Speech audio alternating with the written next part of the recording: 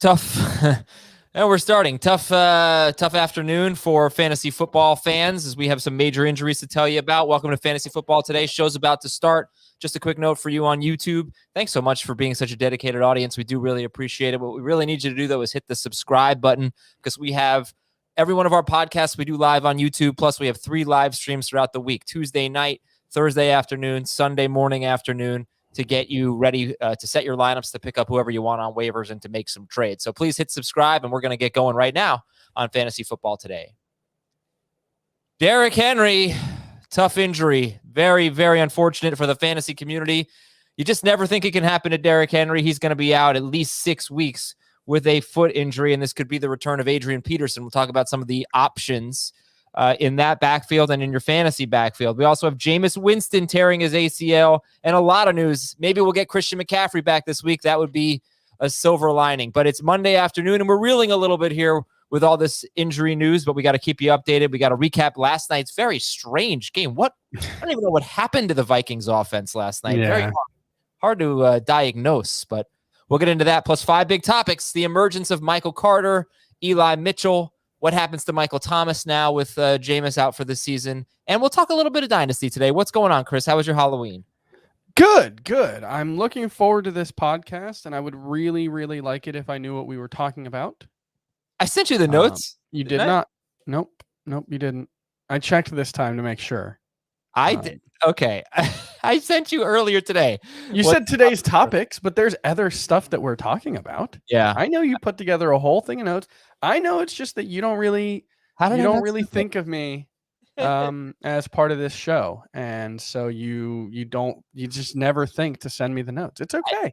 I'm sorry. I understand. I'm all frazzled. It's all right. I'm only the lead singer. Well, this is definitely something Ace Ventura would do. Very sloppy work. All right, so let's start with Derrick Henry. 6 to 10 weeks right now is the timeline. Foot injury. Hopefully you have an IR spot. If you don't have an IR spot, I could obviously understand dropping him if you need the roster space, but there is a chance that he comes back for your fantasy playoffs. So you have to make that decision. He leads the NFL with 937 rushing yards. Nick Chubb is second, 584. Chubb has played 2 fewer games. And this is also wild in terms of yards per game. Henry leads the NFL 117.1. Chubb is second at 97.3. So he's 20 rushing yards per game ahead of Nick Chubb. Another interesting thing, he's the 8th 2,000-yard rusher. The previous 7, all of them had lost at least 1 yard per carry on their average the following year. And if I remember correctly, I think Henry averaged the lowest yards per carry of the 8. I'm not sure about that. Mm-hmm. But I never thought he would lose a full yard per carry. And he's at 4.3. And last year he was at 5.4. So been a couple of bad games in a row in that regard for him.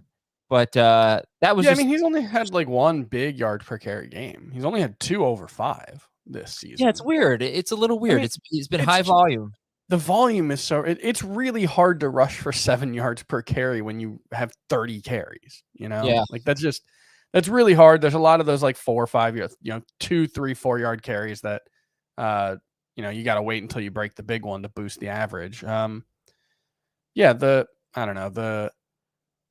thing with the 2,000-yard rushers is I think it feels sort of obvious because like if you rush for 2,000 yards, definitionally you had a historic season. And so it's really hard to follow up a historic season with another one that's almost as historic. So yeah. He was on pace to do it, just not in the same efficiency. But regardless, let's spin it forward now. And from a waiver wire standpoint, what are you thinking about here with the Titans? They've got to bring someone in right now. They have Jeremy McNichols and Dontrell Hilliard as the only running backs on their roster. They just placed Darrington Evans on IR, and I think he can't come back after being placed on IR for a second time. So his season's done. Like you mentioned, they're thinking about they're going to work out Adrian Peterson. I guess that fits stylistically. And he's been okay. He was 35 years old last season. He wasn't terrible, but he'll be 36 years old this year, and that's 1 year older. And there aren't a lot of running backs who have been even good at 33, let alone 36. So I wouldn't expect a ton from Adrian Peterson, but if they did give him, 16 plus carries per week, which seems reasonable, he would probably be fantasy relevant, but not a must start guy. The hope would be that they trade for someone like Marlon Mack or Ronald Jones, were the first two names that came to mind. Bruce Arians already came out and said he's not particularly interested in trading Ronald Jones, which, given Bruce Arians' track record when it comes to saying things about Ronald Jones, probably means Ronald Jones has already been traded. I think it'd probably be a little foolish you got to have a little running back depth, right? So I won't get off topic here. I wouldn't trade Ronald Jones if I were the Bucks. You want to have a little insurance there. Yeah, I think Marlon Mack makes a lot of sense. If the Colts were interested in doing that to a divisional rival, I don't know if they would be. Right. But if you're looking for a replacement, all that to say that if you're looking for a replacement for your fantasy team, you probably need to look elsewhere than the Tennessee Titans. Adrian Peterson. The good news is, the good news is the trade deadline's Tuesday afternoon. Yeah. So by the time you make your waiver claims at night, you'll know the running back situation there. If they don't do anything, would McNichols be your number one priority when you got Boston Scott out there in almost 70% of leagues and Jordan Howard in almost every league, and you got Mark Ingram available, you got David Johnson? I know it was a horrible game for him, but there are some running backs with some appeal, unlike most weeks. Where would McNichols rank? Yeah, the problem with McNichols is he has 56 carries in 5 career seasons. He had 47 last year. He averaged 4.3 yards per carry. He only has 7 so far this season. So I just don't know if they view him as someone who, he's had double-digit carries once in his career, and he had 9 yards. So that's not great. I'm not sure they view him as someone who can get that kind of workload. But if they didn't add anybody, he'd probably be behind Boston Scott for me still. But I think that's probably it as far as running back. I do think, Carlos Hyde would be in that same discussion, I guess, but not super excited about him. And James Robinson is on IR. So all that to say that I don't think there's very many interesting running backs available on waivers this week. I think the wide receiver options are much better. Did you say James Robinson is on IR? No. He's day to day. Is what I meant to say. I hope I didn't say he's on IR. I thought you did edit that out if I did.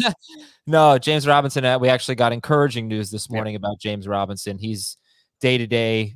I don't know. Maybe he misses one game. I think they have the Bills this week. Is that right? Yes, they do. So you can miss the Bills game if you want James Robinson. But yeah. All right. So we'll see what happens. I think obviously the offense is going to have to change, and this could be it could be huge for Tannehill, and it could be huge for Julio Jones. Obviously, AJ Brown is AJ Brown, but it might just be necessity here. They have to throw the football a little bit more, and if you buried Julio Jones, hopefully he's back soon. But there's a lot of football left. There's still half the season left.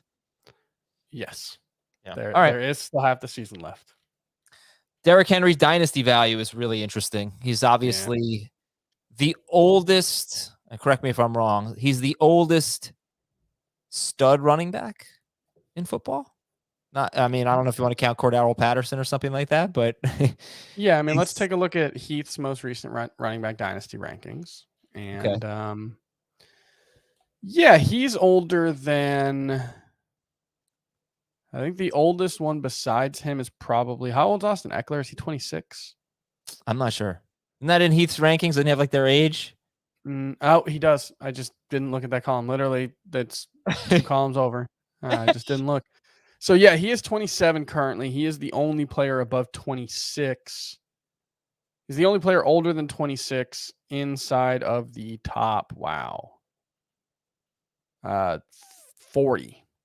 The only player only player older than 27. Only player older than 26 inside of the top 40, except for Melvin Gordon, who's 39. So, Alvin Kamara's a year younger. Ezekiel Elliott's a year younger. But I think Derrick Henry, his dynasty value has certainly taken a hit now. And part of it is because when you're an outlier like Derrick Henry, when part of your argument for a player is, well, he never gets hurt. He's the only guy who can hold up to this kind of workload. Well, it's harder to make that argument now that he's gotten hurt. And who's to say that it will linger or be a continuing issue? Maybe it won't be, but he no longer has that. He no longer has that perfect track record. And so it makes you wonder how he's going to hold up if he sees a similar workload. And frankly, I think the Titans probably deserve a lot of criticism for giving him 28 carries in a game where he left in the first quarter with a foot injury. You don't have to do carries week after week. Yeah. I mean, he wasn't getting a typical Derrick Henry workload. He was getting he was averaging 27.4 carries per game. Yeah, kind of crazy. But, I think you could make the case that this helps his dynasty value because maybe it just takes a little bit of tread off the tire. Obviously, everyone's dynasty value at some point decreases as they get older. But I don't know. I still think he's got another year of Derrick Henry in him. I'm not like would you sell him for Michael Carter right now in dynasty? No, I wouldn't. Because I don't think there's much of a chance of Michael Carter being like a legitimate difference maker, whereas I think Derrick Henry could be next year still. Right. Okay. Look forward to getting into that maybe a little bit more on Wednesday with Heath. Here's the wild thing. If everybody finishes, his current number of rushing attempts would have been 9th in the NFL last season. 219 would have just been ahead of Melvin Gordon for number 9 in the NFL in 2020. Wow. Wild. All right, some more news for you. Seattle could get Chris Carson back after this week's bye, so we'll keep an eye on that. Christian McCaffrey could play this week or next week, it's looking like right now. They got New England next week at New England this upcoming week, week 9, and Arizona week 10. Sam Darnold's in the concussion protocol. The good news was on James Robinson. He's day-to-day. Devontae Adams did not practice, but they're hoping to have him and their defensive coordinator, Joe Barry, back on Thursday. Alan Lazard was back today. Oh, that's good. All right. And Marquez Valdes-Scantling practiced for the first time since week 4, I believe. Yeah, and they've got a marquee game at Kansas City next week. I keep saying this week, next week. I'm just going to say week 9. Denver sending Von Miller to the Rams for 2nd and 3rd round picks in 2022. Man, the Rams just enjoyed this ride. I love it. They just give up everything. I don't know if I love it, but they haven't made a 1st round pick. They traded a 2nd and 3rd, but they haven't made a 1st round pick since 2016. They don't have another one until 2024. It's incredible. It's hard to win that way, but there are some juggernauts right now in the NFC. It's pretty exciting, right? It's the Cowboys, huge win. Yeah. The Rams, the Packers, and I would say the Bucks, even though they're a 2-loss team. Yeah, no, they did win. They got that Tom Brady guy. And look, one of those losses came against the Saints, which they just the Saints just have this team's number. It's weird. They can't beat them. It's very weird. Then they must have beaten them in the playoffs last year, though. They did, yeah. And the pressure rate is kind of it's very subjective. It appears because Pro Football Focus has them with a very high pass rush grade. This is the Rams I'm talking about here. Pro Football Reference has them below average in pressure rates, but high in hurries, and they lead the NFL in sacks, and now they have Von Miller. T.Y. Hilton out with a concussion. He's not going to play this week. They have a Thursday game against the Jets. Will Fuller will not practice this week. Just saw that come across. Calvin Ridley, we know he's stepping away, hopefully for not too long, and we always wish him the best. Rob Gronkowski, hopefully back after the bye. Jalen Reagor ankle. Some stuff I didn't mention yesterday. Jets left tackle George Fant was carted off with an ankle injury. The Bengals right guard Jackson Carman left with a back injury. The Chargers lost 2 defensive backs to injuries in the first half, Asante Samuel and Michael Davis. So those are big. Tyron Smith hurt his ankle. And that's a big one, obviously, for the Cowboys. Garrett Bowles, left tackle for the Broncos. He left with an ankle injury, and they also lost a guy who's been arguably their best cornerback this year, Bryce Callahan. They're at Dallas next week. Cleveland with a couple of injuries here. Jack Conklin's going to miss some time, starting right tackle. He's already missed week 6 and 7. That was the Demetric Felton week, one of them. So they can run without him, but still, it's a big deal. Right tackle Jack Conklin, dislocated elbow. And, a lot of these injuries, they happen during the game. You don't get a timeline. I don't have a timeline on John Johnson, their safety, neck stinger. You don't need more injuries in the Niners secondary, but you got one. Jimmy Ward, safety, left with a quad injury, and Kyle Shanahan said it was a pretty big concern. And for the Bears, Eddie Jackson their safety left on I think the second play of the game. All right, we got the CBS Sports newsletter, CBS Sports Fantasy Football Today newsletter, written by Chris Towers, delivered. That's me. Yeah, he does send the notes, right? He sends them at least once a day to your inbox with the Fantasy Football Today newsletter. Go to cbssports.com/newsletters. He's already sent you a Derrick Henry newsletter, so it's great stuff. It's very timely. It's waiver wire. It's trade. It's start. It's sit. It's news. It's a lot of news that you just don't really see. Chris is on top of it. Knows all this stuff. So cbssports.com/newsletters. Topics today: Michael Carter, Eli Mitchell, Michael Thomas, a little dynasty talk, and Broncos wide receivers. Very interesting stuff on Jerry Jeudy. I'm just going to leave it there as a teaser. And no Jacob Gibbs today. So yeah, just us, me and Chris running the show. Chris, Dallas 20, Minnesota 16. For me, it was an agonizing fantasy loss that I had to Dave Richard. Dave Richard in the 2 QB league started Trey Lance and Mike White, and he beat me. Wow. Because of Justin Jefferson, basically. That's I think I beat someone with Kendall Hinton a couple weeks ago in that one. I had Tom Brady. And he had Trey Lance, and I lost by 1. That's ruling. Yeah, so what did you think of this game? It was, I don't know. I mean, Kirk Cousins threw the ball 4.8 yards per pass attempt. That was his lowest air yards per pass attempt of the season. They just looked off, Yeah, and his air yards are down quite a bit. I think he has the 3rd lowest intended air yards of the season of any quarterback this season per Next Gen Stats.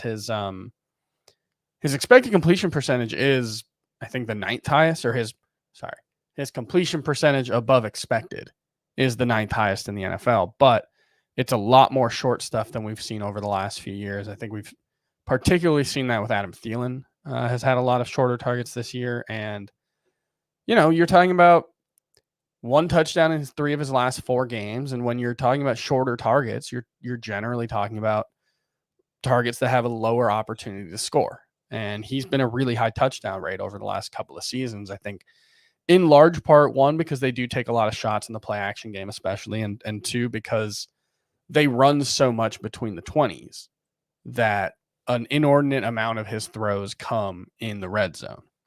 When the passing rate goes up, that changes, but he still has a 5.1% touchdown rate. It hasn't been a great couple of weeks for him, but I think all things considered for the season, Kirk Cousins still looks like a borderline top 12 QB. So the intended air yards per pass attempt was 4.8 yesterday, but the 3 previous games, 8.4, 7.5, 7.8. That's fine. I mean, it's lower than where he was last year, but still okay. Yeah, I mean, I think Mahomes for the year is, Matt Ryan 6.8, Justin Herbert 6.7, Wentz 7.2, Prescott 7.4, Mahomes 7.7. So it's, I guess, probably a pretty average range. Dalvin Cook with a rare off day. These 2 teams, the Vikings especially, it's like you kind of know what they are, right? It's always like Cook's a stud. Jefferson, you're never sitting. Yeah. He had a bad game. He dropped a pretty big pass on the sideline. And you're starting Thielen. Yeah, you're starting Thielen. Take the ups and downs, but he scores all the time. And then for the Cowboys, it's no guarantee that Dak Prescott's going to be back next week. No. So great job by Cooper Rush. Heck of a throw. 2 touchdowns. A heck of a throw by Cedric Wilson. Let's get him back there more. Who did he throw that to? CeeDee Lamb. I'm having trouble. It was like a 35-yard. It was like a reverse, and it was a really impressive throw. It was like 50 yards in the air, on the money. I don't know. Throw by Cedric Wilson. Struggling with it. First half or second half? Did I miss that play? I can't remember when it happened in the game. Yeah, I don't know. But no, look, I was very much off Amari Cooper, and that was obviously a huge mistake. He caught the game-winning touchdown, ended up with 122 yards and a touchdown. But if Dak does not play next week against the Denver Broncos, week 9, how much are you going to trust those 2 wide receivers, Lamb and Cooper? I think they'd both be in the wide receiver 2 discussion. I think when Prescott's back, I think they're both probably in that top 16 or so. But without him, I think it's more like top 24. Maybe Lamb is 20 to 24 and Cooper is 24 to 28. But it was a great game. It was really nice to see them both have a good game without Prescott. And I think a lot of it comes down to just the fact that they threw the ball a bunch. in this game, 41 times, when they've been closer to 30 for the season, surprisingly. So I think that was a good sign. And I talked about that in the preview, actually. If you look at their game log and when they throw a lot, it's the competitive games. Yeah. And Denver next week, if Dak doesn't, I mean, if Dak doesn't play, I think any game can be competitive. Right. Maybe it's better for the wide receivers if Dak doesn't play. Probably, I wouldn't go that far, but yeah. No. But you know what I'm saying? More pass attempts. Yeah. Yeah, and if you're worried about Dalton Schultz having a bad game, he was still third on the team in targets. He still played his normal role in terms of snaps and routes. So I'm not worried about Dalton Schultz. Bad games happen. I'd only be worried if Rush were under center again. And quite frankly, I'd be worried about all of them. I mean, you could say, yes, Cooper Rush should have a good game, but there's no guarantee he would have another good game against Denver. And, it's a backup quarterback. They could be up and down. Okay. Tyler Conklin, nice game. You could always get something. There are going to be highs and lows with Conklin, but he's not a useless fantasy tight end. He's someone you could turn to in the right situation. Dallas struggles against tight ends. And he's 27% rostered. Okay, let's go to our 5 big topics. And let's start with number 1. Bada bing, bada boom. Michael Carter. Is he emerging right now? So we'll talk about him. He was started in 28% of leagues. Carter is rostered in 84% of leagues. He had a season high in carries, season high in catches. And I think a big development, Chris, is that Robert Saleh did not rule out the possibility that Mike White keeps the job. He's going to start again on Thursday against the Colts.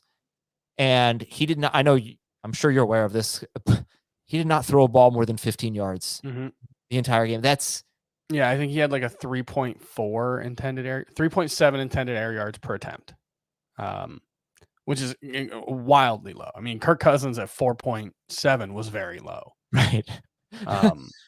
And he's thrown to his running backs just a ton. I think 40% of his attempts in his appearance in relief of Zach Wilson last week were running backs, and gosh, it was probably a pretty similar rate this week because I think Tyron Johnson and Michael Carter combined for 16.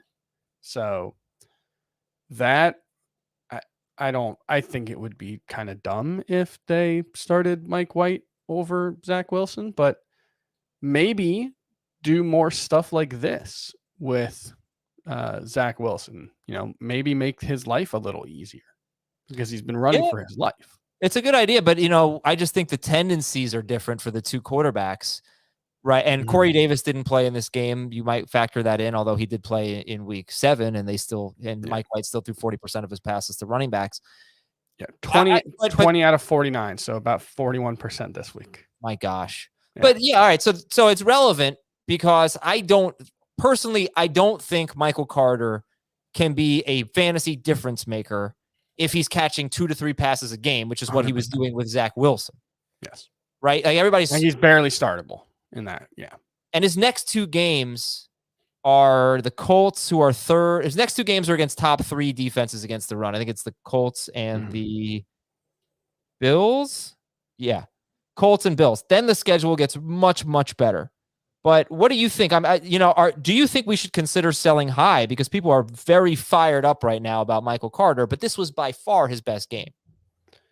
Yeah, I think if someone's viewing him as maybe a top 15 running back rest of season, which I don't know, I guess with all the injuries, maybe he might actually be. But if someone views him that way, I think that would probably be the right decision to try to sell high on him. But that's not to say that I think the bottom's going to fall out. I do think, he did play season high. Let's see, what was it? 74% snaps, something like that. 70% snap share, above 70% for 2 straight weeks. He's been running routes, I think, on 70% of their pass plays over the last couple of weeks as well. So I think this is a very good sign for Michael Carter. Like you said, I don't expect much from him as a rusher. But the passing game role, especially with Mike White, seems locked in. So I would trust him as an RB2 for the time being. Would you rather have Michael Carter or Myles Gaskin? Man, probably Carter, but I've been wrong on Myles Gaskin at every point this season. So I don't know why that would change suddenly. I have Been wrong every week on Myles Gaskin. I have no idea what to expect of his usage. I think he had a season high in snap share this week, which is a good sign, but I think I'd rather have Carter. I think Gaskin, a little off subject. I know we're talking about Michael Carter, but as long as Malcolm Brown's out, I think Gaskin's going to have a very valuable role. And I know he had a bad game, but he had 15 touches at Buffalo. Ahmed was involved. He had 8 touches, but the Malcolm Brown injury, I think, is actually pretty big. Just don't know how long he's out for. Yeah. But, the next 2 games for the Dolphins. At least the next 2. Yeah, Houston and Baltimore, and then you get the Jets after that. So I think Gaskin, I think he could be all right. It's a disappointing game, but it was Buffalo. Somehow he only played 58% of the snaps in this one, Myles Gaskin. That's all right, though. I mean, it's fine, but last year he was above 61% in every game. He's not going to be last year. Yeah. We accept that. Just can he score some touchdowns? It'd be nice. All right, so look, measured expectations. But this is the kind of player, a rookie, that we do see, like 5 of them last year.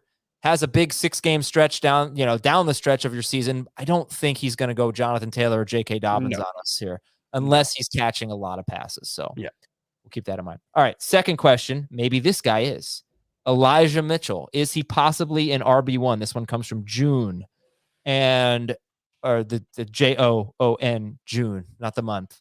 We're going to answer that question right after this break on Fantasy Football Today. We'll be right back. So we just got done talking about Michael Carter. Let's focus on a rookie running back who per game is 16th in non-PPR and 19th in PPR. That is Eli Mitchell. So is Eli Mitchell possibly an RB1? That's the question from June. And your answer, Chris Towers. In any given week, he possibly can be an RB1, but he is not an RB1 moving forward. I mean, you look at the last 2 games. As good as this running game is, you don't expect someone to average 6 and 7.5 yards per carry. That's not going to happen. So he's been really good, but how many RB1s have 0.7 catches per game? I think is what he's at right now, and 0.7 targets per game as well. It's just he doesn't have the passing game role. He's not Derrick Henry, who would be the guy who may have done that, and so. I think he is a better version of the Damian Harris. Who are some other examples of that type of running back right now? Yes. Antonio Gibson. No, I can't even see that. Josh Jacobs. Gibson, though, is 12, 13 carries, So Harris is a great comp. And I like Mitchell more because I think it's a better offense. I think they're going to be able to run more efficiently. But the thing is, with either of those guys, they could have a good game running the ball and still end up as like RB25 if they don't get in the end zone. Let me tell you where Mitchell's finished. Yeah, I'll tell you where he's finished. He's had 5 games, 4 starts, but he basically started the week 1. He's played 60% of the snaps, I think, in every game he's played. And he has 17 or more carries in 4 of them. So here's where he has finished in non-PPR. 6th, 33rd, 37th, 5th, and 4th. So that is touchdown. Yes. Yeah. 100 yards and a touchdown in 3 of 5 games. Yep. At Detroit, against the Colts, and against the Bears. Bears don't have very good run defense, by the way, so far. So that's 3 top 6 finishes and 2 finishes outside the top 30. Only thing there is that we do have 2 more running backs playing tonight, so it's possible that it could be a little bit lower for this week. But no, because he finished 4th this week, so it's going to be top 6 no matter what. Anyway, in full PPR, 15th when he finished 6th in week 1, he was 15th in PPR, 6th in non, 15th in full. 37th, 39th, 13th in PPR in week 7, and 8th this week. So that's 3 top 15 finishes and 2 outside the top 36, barely. Well, and that's the difficult thing is like he had really, really good games against the Lions and Colts. Like you can't reasonably ask for a running back to do much better than 100 yards and a touchdown. He did last week or in week 8, but generally speaking, that's a really, really good outcome. And he wasn't an RB1. So I think that kind of answers the question. Can he be an RB1? It would take an outlier efficiency season and an outlier touchdown season from him moving forward for that to be the case. That's just the kind of running back he is. We've seen it with Damian Harris, who I don't think will be as good of a rusher. When he gets one touchdown, he's a top 24 running back. When he gets two, he's a top 12 running back. Mitchell may be a little better than that because he's got more big playability for sure. So I want to talk about that. Yeah, he's very much in the Kyle Shanahan mold for running backs, where he's a smaller guy. He's really fast. We've seen that type of running back have a lot of success here. Jeff Wilson. I'm blanking on the guy who came into this season as the starter. Raheem Mostert, Matt Breida. Those guys have all been very good in this offense for stretches. So that's clearly a type of player who works well in his system. Yeah. So right now, Eli Mitchell is 4th in the NFL in yards per game, rushing yards per game, behind Henry, Chubb, and Dalvin Cook. Wow. And only Nick Chubb has more carries of 20 or more yards than Eli Mitchell. So there are 4. So Chubb has 6. There are 4 players who have 5 carries of 20 plus yards: Lamar Jackson, Damian Harris, Eli Mitchell, and Jonathan Taylor. And Mitchell has fewer carries than Harris or Taylor. He has 5 more carries than Lamar Jackson. So very, very impressive in terms of breaking off these runs. So I think we're going to say no on RB1. It's possible in non-PPR, but it's very, very unlikely in full PPR because I can give you the stat if you want, but just to sum it up, I'll just tell you this. In full PPR, in the last 5 seasons, there have not been more than two running backs to finish top 24 with fewer than 20 catches. And any season, there's been usually 2 per season, each of the last 3 years. But only 3 running backs have finished top 16 in the last 5 seasons with fewer than 20 catches. Derrick Henry twice, Nick Chubb, and LeGarrette Blount. So you're looking at an RB2 in Eli Mitchell. Last topic on this. Sorry. Someone you're going to start every week, I think. Absolutely. I think so. I sat him for Khalil Herbert, and I don't regret it. He had a better game than Khalil Herbert, but there's no reason why what happened to Khalil Herbert in week 8 can't happen to Eli Mitchell in week 9. A lot of work and just not a great game. One thing you do get, though, reliably from the 49ers is about a little more than a rushing touchdown per game by a running back over the last 2 seasons. It's pretty reliable. Is Trey Lance a problem? Because in the one game that Mitchell started with Trey Lance, Lance had 16 freaking carries. How selfish.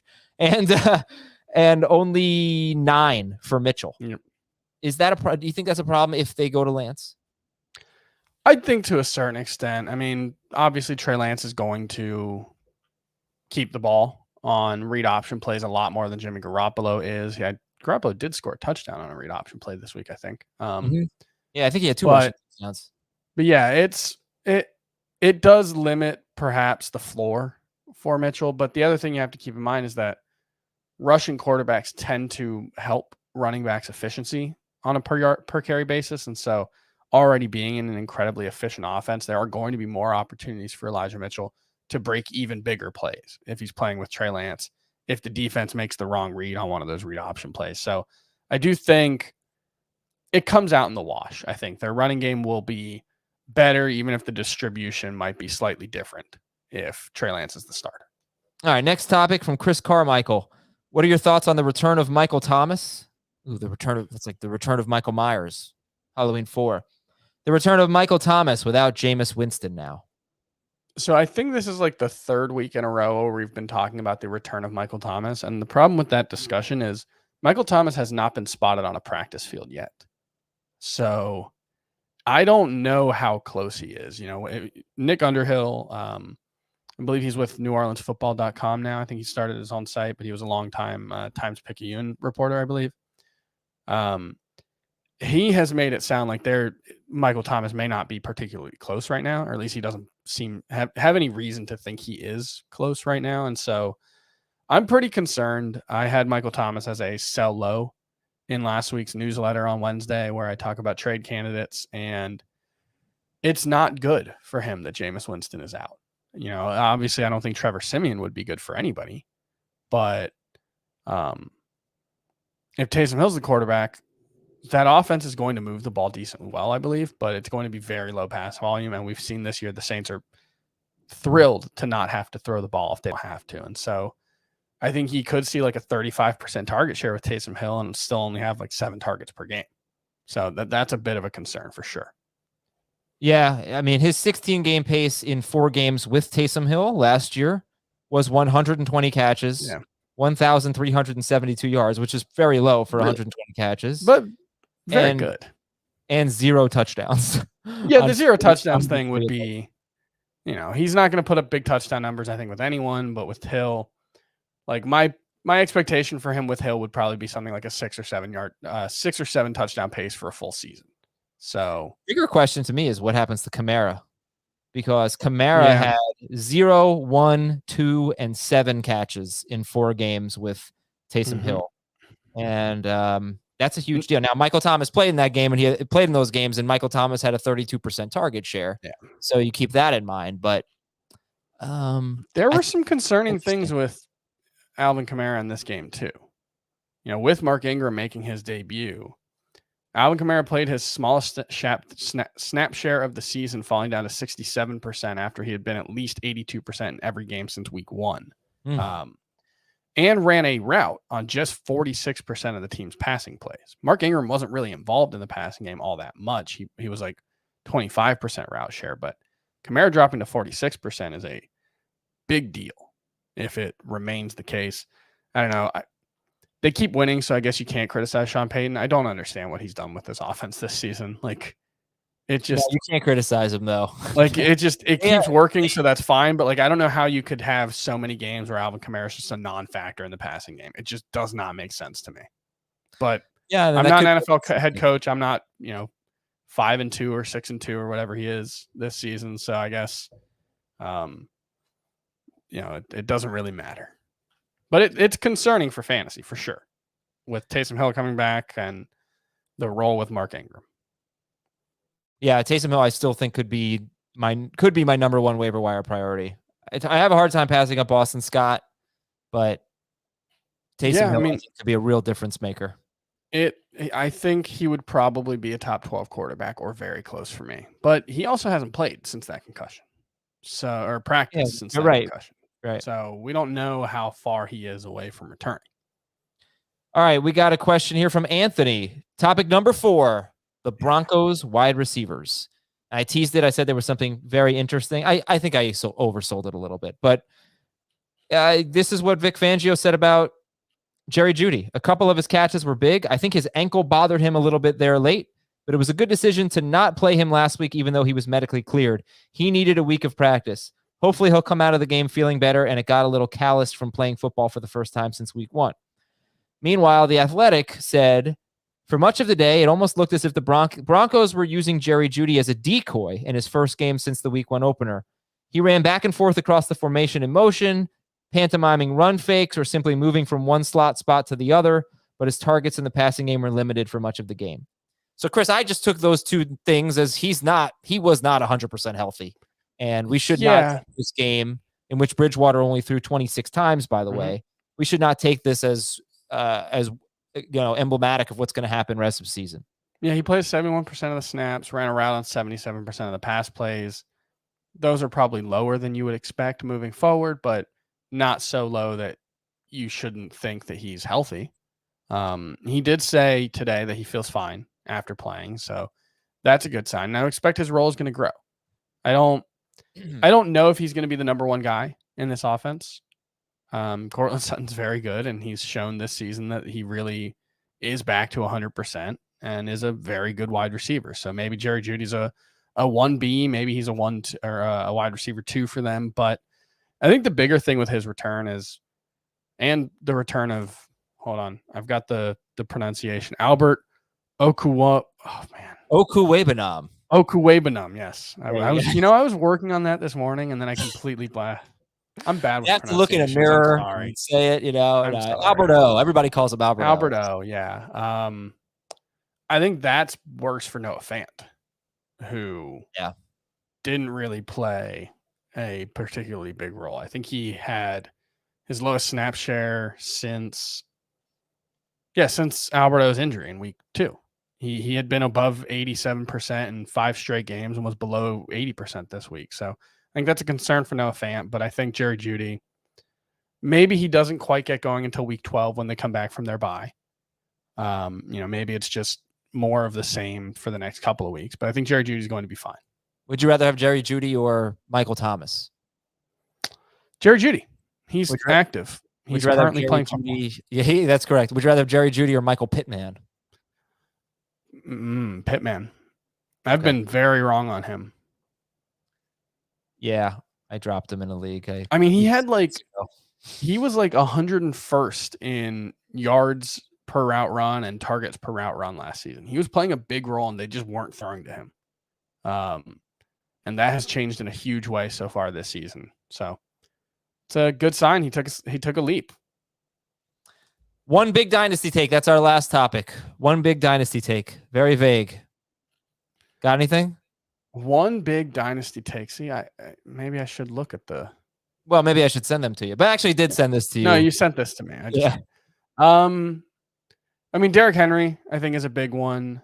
And I think generally speaking, it's an interesting time at both wide receiver and running back, because at wide receiver, have any of the, besides like Jamar Chase and maybe CD Lamb, have any of the young wide receivers really taken that leap? Because for the most part, the best wide receivers in fantasy right now are older.